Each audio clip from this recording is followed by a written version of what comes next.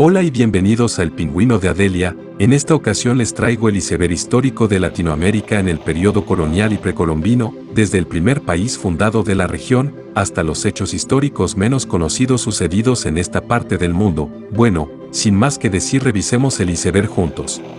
Nivel 1. Haití, la primera independencia de la región. Haití no siempre fue un país pobre y en la miseria como hoy en día. En principio redescubierto por el explorador Cristóbal Colón, Haití, el hogar de los taínos, nombre que se le daba a los indígenas originarios de la zona, que serían gradualmente sometidos por el ya extinto Imperio Español, era una tierra próspera la cual sucumbió a enfermedades, que acabarían con la ya diezmada población indígena.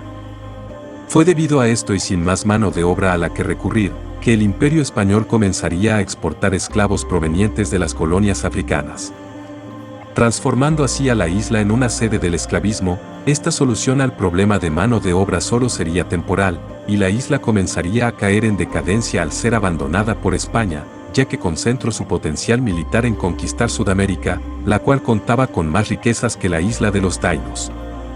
Piratas y posteriormente Francia se instalarían en la isla aprovechando la situación, fundando así la colonia de Saint-Domingue o Santo Domingo, la cual se convertiría en la sede comercial más importante del mundo en el Atlántico. Esto a base de la explotación de recursos como el azúcar, café, índigo y algodón, miles de plantaciones de recursos, en las que más de 500.000 esclavos africanos serían forzados a trabajar.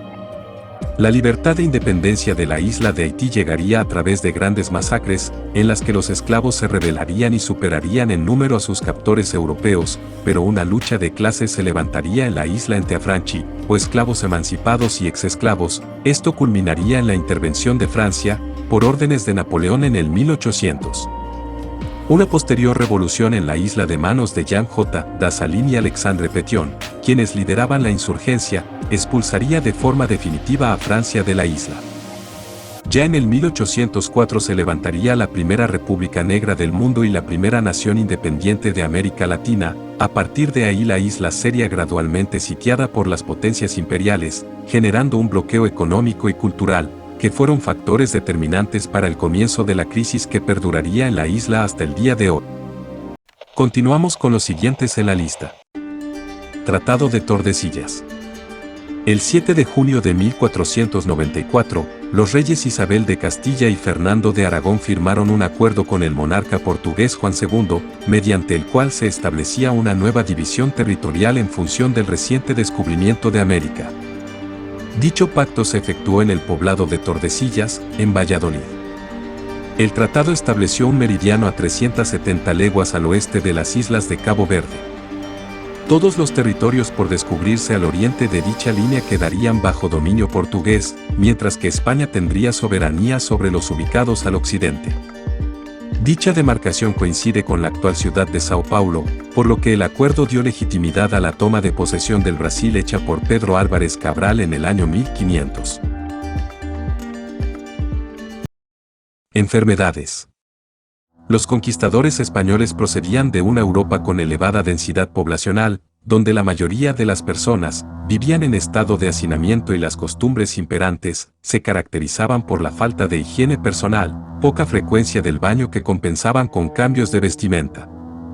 Las comunidades indígenas en cambio tenían buenos hábitos higiénicos, practicaban el baño y estuvieron exentas de enfermedades infecciosas, pues en las Antillas o América insular no hubo registro de las mismas, entre otras razones, por su fauna salvaje escasa y no practicarse la domesticación de animales ni convivir en contacto con estos. Los indígenas permanecieron alejados de lo que pudieran ser nichos ecológicos de agentes patógenos. Se infiere que la llegada de agentes biológicos para los que no existía ninguna inmunidad pudo haber sido entonces una de las fuentes de exterminio mayor que las guerras de conquista, pues se tiene como hipótesis una catástrofe ecológica. Prueba de esto es que menos de un siglo desaparecieron de su propio mapa varias decenas de millones de habitantes indígenas. Por ejemplo, el 90% de la población del Caribe, específicamente de Arahuacas, murió en los 20 años siguientes a la llegada de Cristóbal Colón y sus hombres en 1492. En varios puntos de Latinoamérica se repitió una situación similar, al pasar de los años, incluso sirviéndole al Imperio Español como aliado invisible en las conquistas.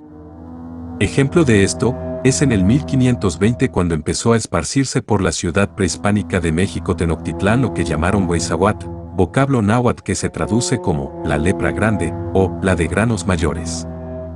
Un año después, en 1521, y los aztecas habían repelido una y otra vez las ofensivas españolas.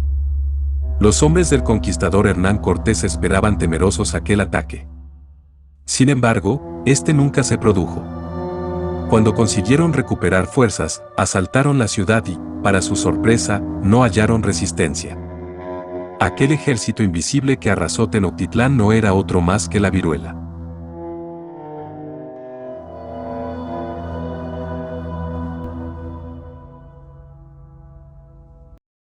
Mestizaje y las castas.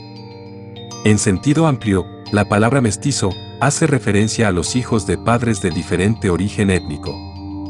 En el contexto de la historia colonial latinoamericana, todos los mestizajes entre distintas categorías sociales o étnicas recibieron el nombre general de castas. El término mestizo se reservó para designar a aquellos que eran hijos de españoles con indígenas.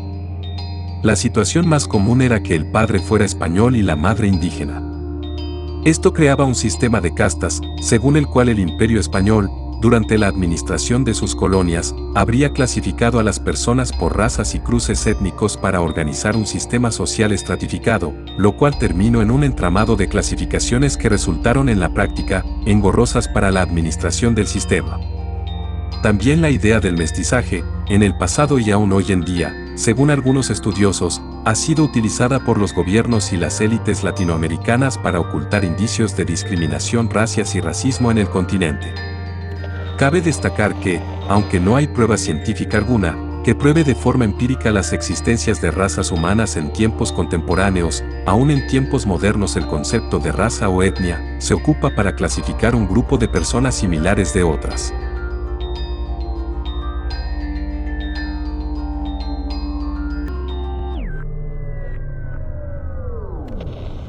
Avanzamos con los siguientes niveles. Si quieres, pon pausa, ve, sírvete un café y una botana, este iceberg continuará ahora.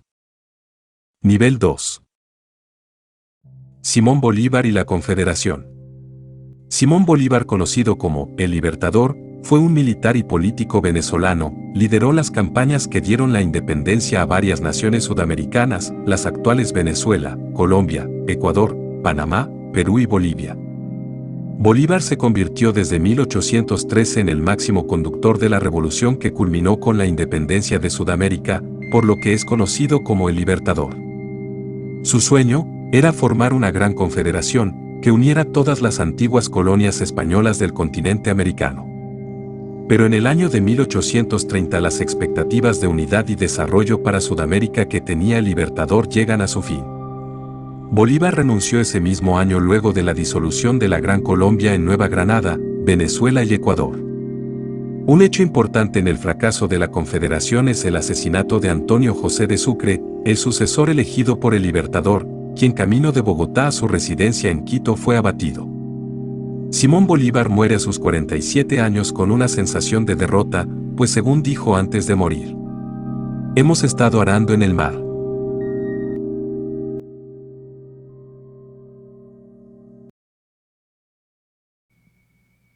La Logia Lautarina. Logia Lautarina o Logia Lautaro fue el nombre que se le dio a la orden fundada en el 1807 en Cádiz y Madrid por el venezolano Francisco de Miranda, la cual era una filial de los Caballeros Racionales. La primera logia se estableció en Cádiz, España, en el año 1811, con el nombre clave de Logia Lautaro, haciendo referencia al toqui caudillo mapuche, Lautaro. Esta logia estaba inspirada en la organización de las logias de la masonería francesa e inglesa. Sus principales integrantes eran chilenos y rioplatenses o argentinos, entre los principales, José de San Martín y Bernardo O'Higgins. Destacando a San Martín, a quien se les debe el mando de la independencia de Chile, Argentina y Perú. También la logia tenía entre sus planes la creación de la Gran Andina, un país unificado entre Argentina, Perú y Chile, lo que se uniría al plan que estaba llevando a cabo Simón Bolívar con la Gran Colombia, conformando así la unión de la región en los Estados Unidos de Sudamérica y terminar siendo una potencia capaz de rivalizar con el resto del mundo. Una serie de sucesos particulares de cada país y las luchas de poder internas provocó que esto nunca se llevara a cabo y la región se conformara solo por países separados.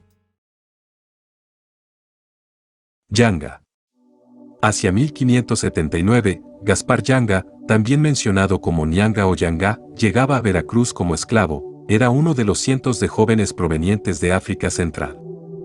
Se lo ha descrito como un hombre alto, fuerte e inteligente. Pronto aprendió la lengua española y pudo huir al monte, volviéndose cimarrón y uniéndose a las numerosas pandillas cimarronas que andaban por entonces en las cercanías del puerto de Veracruz, México. A principios del año 1609 corría el rumor de que los cimarrones planeaban un levantamiento para derrocar a las autoridades virreinales y nombrar a Yanga como rey. Para ese entonces Yanga era el líder moral de la causa libertaria. El jefe militar era Francisco de la Matosa, originario de Angola que se había unido al grupo en el año 1600, su lugarteniente era Ñanga, hijo de Yanga. La situación era insostenible para las autoridades virreinales ante la inquietud que generaba entre los hacendados de la región e incluso en la Ciudad de México. Se dispuso el envío de una expedición militar desde la ciudad de Puebla al mando del capitán Pedro González de Herrera. El 23 de febrero de 1609 asaltaron el palenque de Yanga. Fácilmente superados, los cimarrones se retiraron. La rebelión no había sido sofocada. A los españoles no les quedó más remedio que echar su furia sobre el campamento desierto, quemaron las 60 casas y arrasaron con las plantaciones. No se sabe la manera como Yanga hizo llegar a los españoles las condiciones de su rendición. Lo cierto que al virrey le llegó el texto, solo podían abandonar la lucha si las autoridades les ofrecían la amnistía, la libertad total y el derecho de crear para sí una villa con suficientes tierras para criar a sus hijos en paz y como buenos sujetos del rey y de la iglesia, que en este pueblo no debía entrar ningún español, que el gobierno de su pueblo debía quedar en manos del mismo Yanga y, luego de él, en las de sus descendientes, que les daban un plazo de 1 año, es decir hasta 1610, al cabo del cual reanudarían las hostilidades. Como contrapartida, los cimarrones se comprometieron a ayudar a las autoridades a capturar los esclavos que en adelante se seguirían huyendo de sus amos, renunciando ellos mismos a la rebeldía. La corona española aceptó. El 3 de octubre de 1631 se reconoció como pueblo libre a San Lorenzo de los Negros, después su nombre fue cambiado a San Lorenzo Cerralbo, actualmente el nombre del pueblo es Yanga.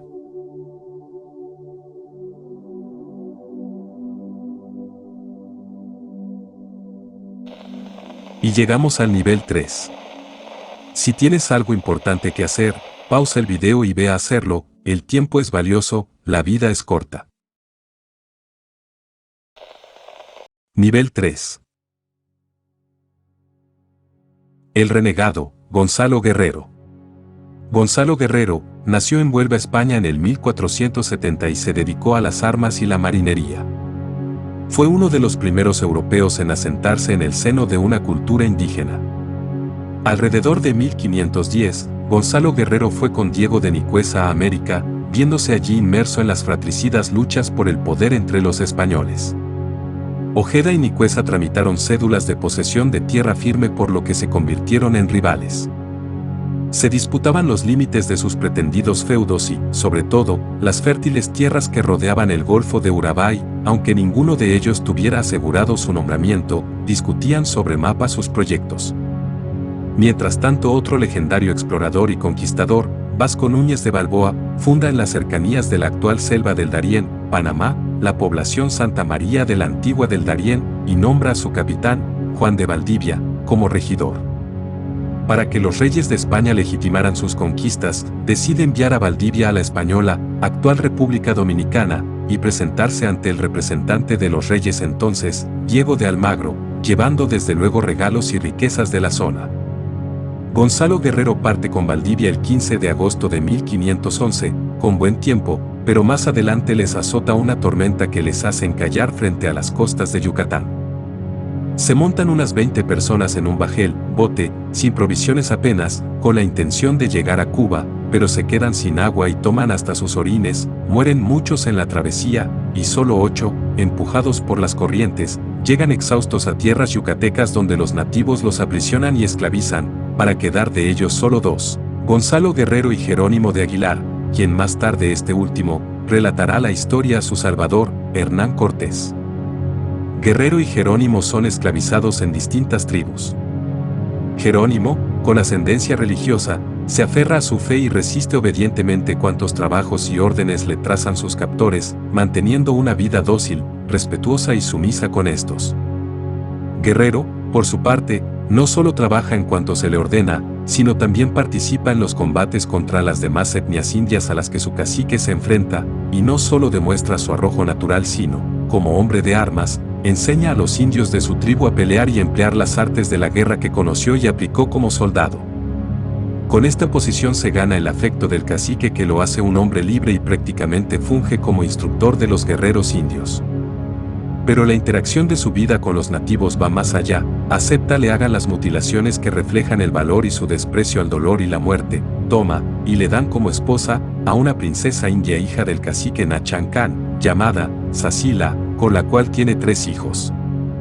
Su relación e identificación con las costumbres nativas le lleva a tatuarse como ellos y adoptar sus costumbres, e incluso sus creencias.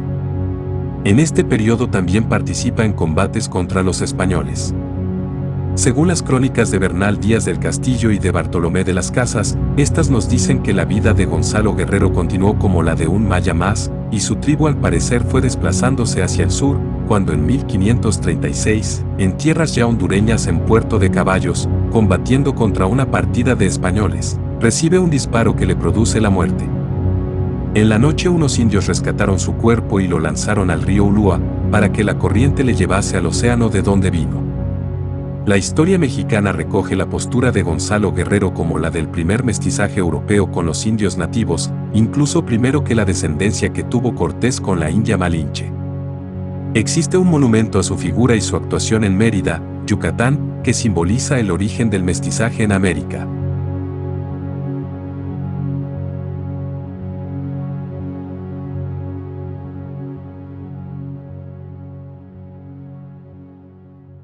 Las momias más antiguas. Cultura Chinchorro es el nombre dado a un grupo de pescadores que habitaron la costa del desierto de Atacama entre el 7020 y el 1500 AC. Estos se asentaron desde Ahilo en Perú por el norte, hasta Antofagasta en Chile por el sur, y que establecieron su núcleo en la actual ciudad de Arica y en los valles de Azapa, Camarones y Utah. Este grupo destaca entre otros cazadores-recolectores tempranos, por sus ritos funerarios. Se cree que fueron los primeros a nivel mundial en momificar artificialmente a sus muertos. Al principio, los chinchorros se limitaron a enterrar a sus muertos en el desierto, envueltos en esteras y pieles de camélidos, acompañados de algunos objetos de ajuar funerario, como conchas, anzuelos o redes de pescar. Más tarde, estos serían los encargados en crear las primeras momias artificiales que datan del año 5050 AC. Son las conocidas como momias negras, ya que los cuerpos presentan este color por haber sido pintados con manganeso. Posteriormente el cuerpo era despellejado y descarnado, dejando solo el esqueleto. Después se reconstruía el difunto, los huesos se unían con cuerdas y palos y se encajaba el cráneo. Una vez montado, el esqueleto se recubría con una pasta blanca de ceniza que sustituía la carne.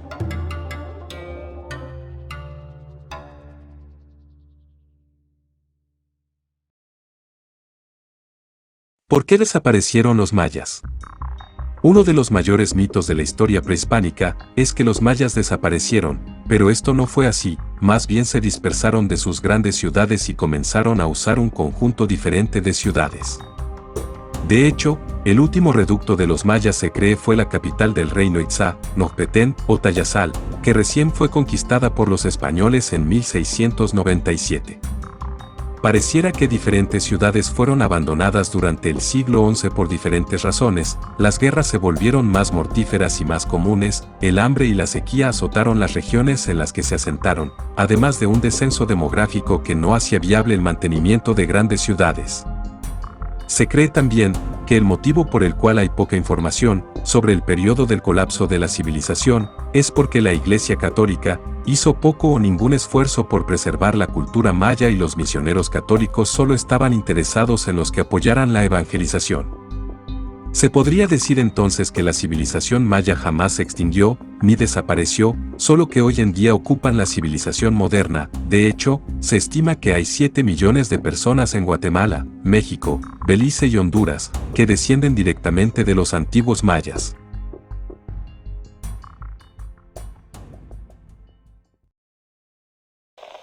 Si llegaste hasta esta parte, te lo agradezco. Para mí es un placer hacer estos vídeos y que alguien pueda escucharlos. Nivel 4. Rey de América.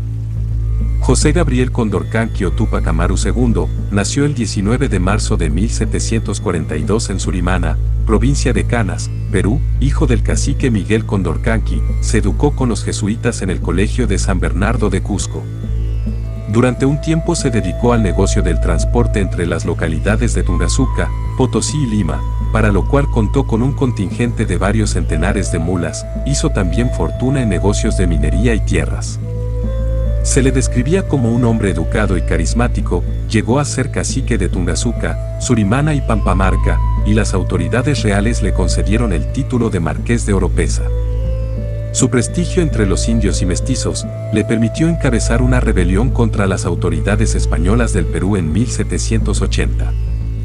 Dicha rebelión, precedida por otras similares, estalló por el descontento de la población contra los abusos de los corregidores y contra los tributos, el reparto de mercaderías y las prestaciones obligatorias de trabajo que imponían los españoles.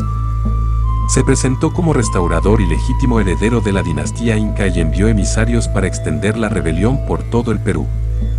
El levantamiento se dirigía contra las autoridades españolas locales, manteniendo al principio la ficción de lealtad al rey Carlos III. La revuelta no se haría esperar. El alzamiento se inició el 10 de noviembre de 1780 con la ejecución del despótico corregidor Antonio Arriaga. Como respuesta, las autoridades de Cusco enviaron una expedición punitiva formado por 1.200 hombres, que cayó derrotada en Sangarará el 18 de noviembre. Por razones difíciles de comprender, Túpac Amaru no intentó entonces el asalto definitivo a Cusco, sino que regresó a Tungazuca, se autoinvistió de la dignidad de soberano legítimo del imperio incaico e intentó ingenuamente negociar la rendición de la ciudad. Mientras tanto, los llamamientos enviados a través de sus emisarios extendieron la revuelta por todo el Bajo y el Alto Perú y parte del Virreinato del Río de la Plata, es decir, por la actual Bolivia, Perú y el norte de Argentina. La historiografía considera actualmente que la de Túpac Amaru fue la más importante insurrección del siglo XVIII contra el dominio español. Su influencia se dejó sentir incluso en la revolución de los comuneros del Virreinato de Nueva Granada y tuvo profundas repercusiones en toda la América española. Su historia se esparció en los indios que se habían sublevado en la planicie de Casanare, en el Virreinato de Nueva Granada, actual Colombia, quienes lo proclaman Rey de América.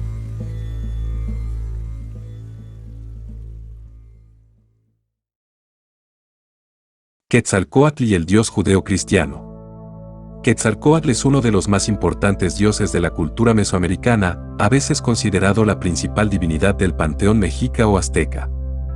Fue también sinónimo de debate para los historiadores en su momento y de conspiraciones que abundan hoy en día. Una de las cosas que a veces se suele encontrar, como dato fidedigno o conspiranoico, es que Quetzalcóatl era un individuo blanco y de ojos azules. Lo que concuerdan los historiadores es que frailes del siglo XVI trataron de encontrar el porqué de la presencia de los indígenas en estas tierras buscando la respuesta en la Biblia, concluyendo que eran parte de las tribus dispersas de Israel. Lo anterior lo refuerzan al encontrar supuestas figuras de cruces, en las cuales la simiente de este pensamiento estaba dada. Según ellos, Dios había deparado que algún apóstol viniera a evangelizar antes de la llegada de los españoles. Acerca de esto resultó que cronistas del siglo XVI, Bernal Díaz del Castillo, menciona a la Corono que en Yucatán encontraron señales de cruces. La realidad es que no hay pruebas, ni existieron pruebas reales de tales hechos y el rumor podría haber sido simplemente un intento de cooptar la adoración de las deidades nativas y empujar a los nativos paganos restantes al cristianismo.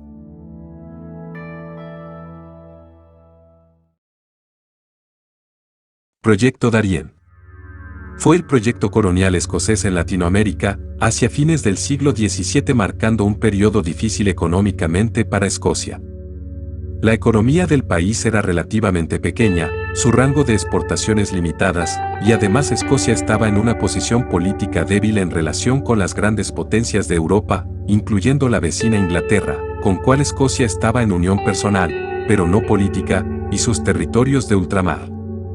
En esta era de incertidumbre económica, de aumento de aranceles y de rivalidades comerciales en Europa, Escocia era incapaz de protegerse contra los efectos de estas guerras comerciales. El reino tenía una marina de guerra minúscula, y sus comerciantes no negociaban ninguna mercancía de lujo, muy demandadas. En respuesta a esta situación alarmante, el Parlamento de Escocia tomó varias soluciones, entre ellas en 1695 se estableció la Compañía Escocesa de Comercio a África y las Indias. La primera expedición de 5 barcos estuvo lista para partir desde Leyte el 14 de julio de 1698 con unas 1.200 personas a bordo. Tenían órdenes de ir directamente a la bahía del Darién y llegar a la así llamada Isla de Oro, en la desembocadura del gran río de Darién, y allí instalarse en la tierra firme. Después de hacer escala en Madeira y en las Indias Occidentales, la flota desembarcó en la costa de Darién el 2 de noviembre. Los colonos bautizaron su nuevo hogar Nueva Caledonia. La agricultura resultó difícil y las tribus indígenas locales, a pesar de amigables, no estaban dispuestas a comprar los peines y otras baratijas ofrecidas por los colonos. Con el comienzo del verano del año siguiente, las enfermedades tropicales a las que los colonos no estaban acostumbrados causaron un gran número de muertes en la colonia. La mortalidad aumentó finalmente a 10 colonos por día, a pesar de la atención y asistencia de los indios locales. Solo 300 de los 1.200 colonos sobrevivieron y solo una nave arribó a Escocia. A un barco procedente de la colonia que llegó a la ciudad jamaicana de Port Royal le fue denegada la asistencia por órdenes del gobierno inglés. La noticia de la primera desastrosa expedición no llegó a Escocia a tiempo para evitar un segundo viaje de más de 1.000 personas que llegó al Darién el 30 de noviembre de 1699. No corrieron mejor suerte que los primeros colonos, pues tras superar con dificultad diversas disensiones internas llegaron a enfrentarse con los españoles, quienes asediaron Fort St. Andrew durante un mes. Finalmente, los escoceses se rindieron y abandonaron su colonia por última vez. Las enormes pérdidas económicas fueron pagadas por Inglaterra, que a cambio del rescate exigió la condición de que Escocia se uniese políticamente. Hasta entonces la unión, iniciada en 1603, había sido dinástica pero no política, manteniendo 2 parlamentos y coronas independientes. En 1707, entraría en vigor el Acta de Unión, que uniría a Escocia e Inglaterra en un nuevo país, oficialmente llamado Reino de Gran Bretaña.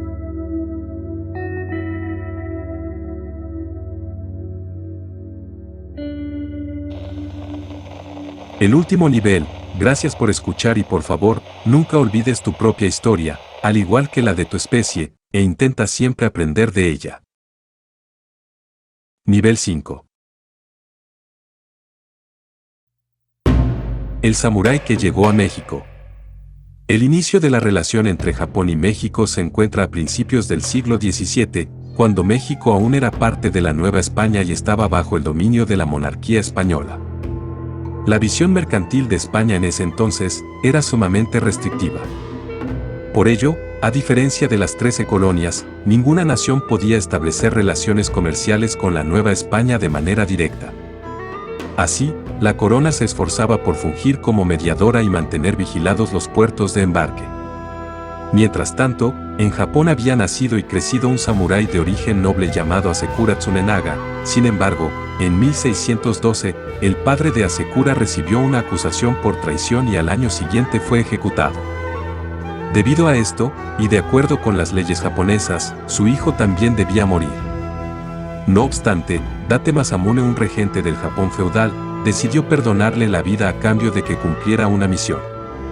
Esta consistía en emprender un viaje, para que llegaran más misioneros cristianos a Japón y para entablar relaciones comerciales con la Nueva España sin intermediarios. Durante el mes de octubre de 1613, Hasekura zarpó desde el puerto de Tsukinoura en el barco San Juan Bautista, llegando en enero de 1614. Después de 3 meses de viaje, los tripulantes lograron llegar a la Nueva España, convirtiéndose así en los primeros japoneses en pisar suelo mexicano, Como dato curioso, según narra el nieto de un noble azteca, ese mismo año un soldado español fue apuñalado por un samurái japonés.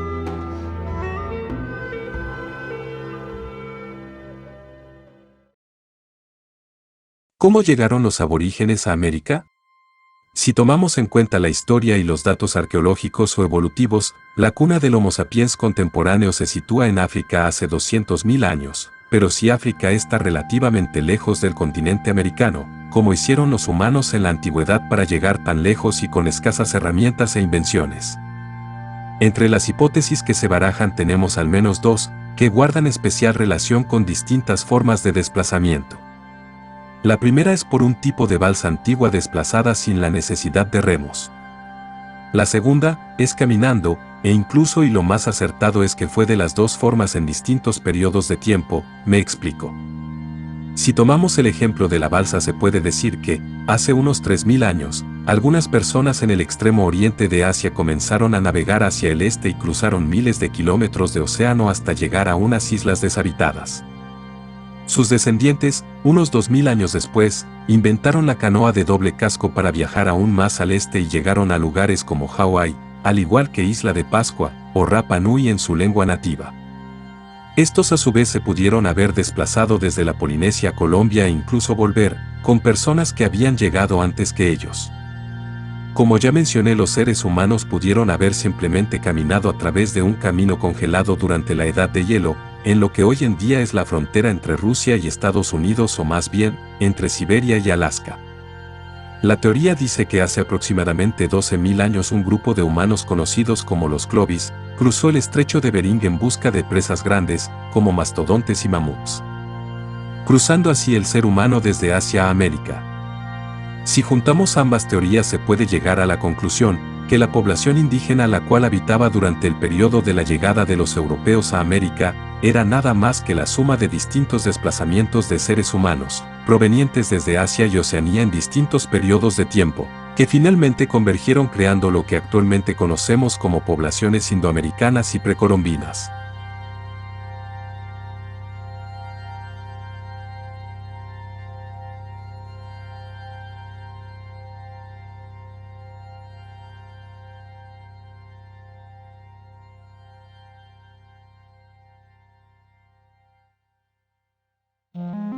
Ha sido un gran gusto para mí hacer este video, he aprendido cosas que realmente ignoraba, sobre los aborígenes, el colonialismo, y la fundación de Sudamérica, pero por sobre todo he aprendido mucho más del ser humano. Si llegaste hasta el final te lo agradezco, y si el video te gustó, te invito a suscribirte al canal. Por lo demás te ha hablado el Pingüino de Adelia, y espero me acompañes en un próximo video. Muchas gracias, espectador.